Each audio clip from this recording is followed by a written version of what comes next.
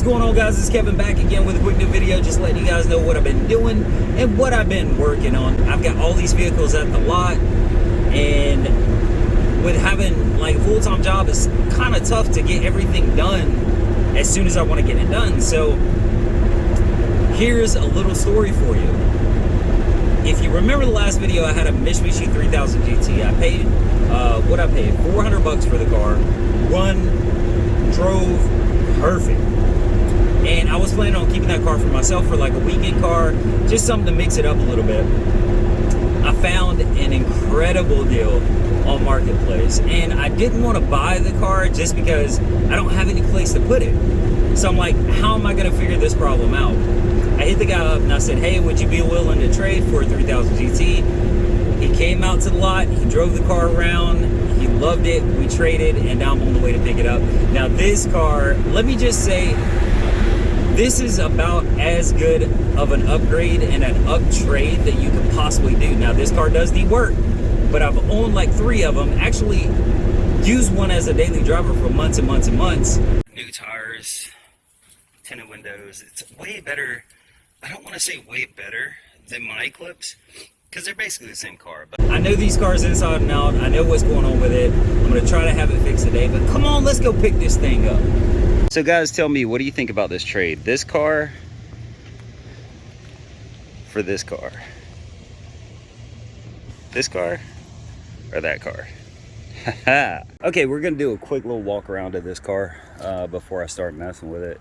So it's a 2012 Mitsubishi Eclipse. It has all of the features. This is the last year that the Eclipse was made. It's the blackout edition. Comes with a Rockford Fosgate sound system, 9 speakers, 1 subwoofer. This car does not have a dent on it. Has brand new tires on it. The wing, you don't see that very much. Dual exhaust system. I haven't heard this thing run yet, but I'm pretty sure it sounds okay. So yeah, this is it. So let's get it down to the lot, get it checked out, and see what's going on with it. Please charge. If I rotate this thing, you hear that sound? I'm going to show you what the problem is.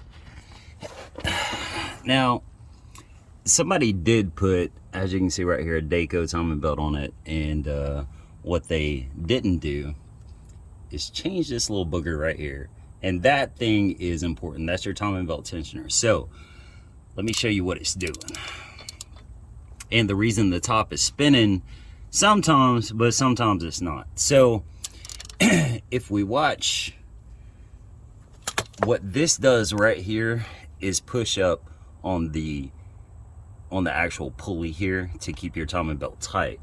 So it's not supposed to move or do anything like that.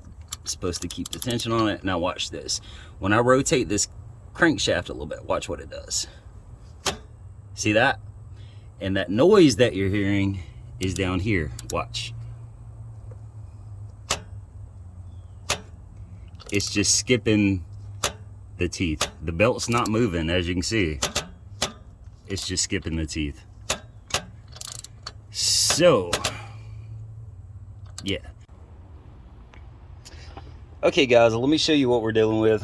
Now I did put the belt back on and put it back in time, but it's still not starting, so I decided to go ahead and pull off the valve cover itself. Now as you can see right here,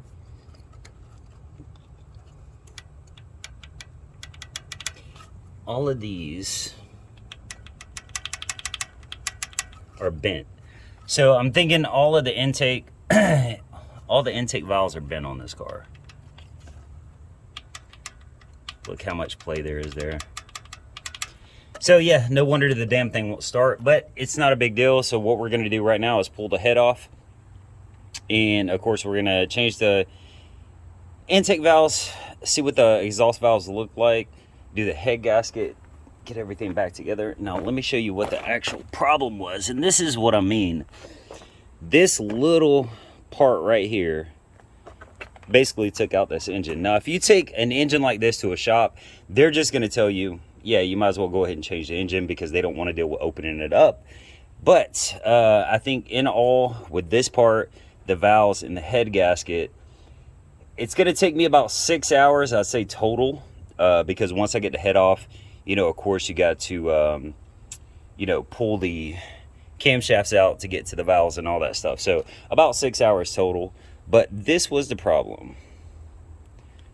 This is the timing belt tensioner, and it made it jump some teeth, and it bent the valves. So just don't be an idiot. If you're going to go into doing a timing belt, especially on a car like this, it's so fucking simple. Just go ahead and do the tensioner and save yourself a motor. So what I'm going to do is probably just go ahead and tear the head off of it. Go ahead and pull the valves because I got plenty of time today. That'll take about an hour, hour and a half. And the next time I'm down in Atlanta, I'll just stop by the junkyard and pretty much get everything I need to go ahead and put it back together.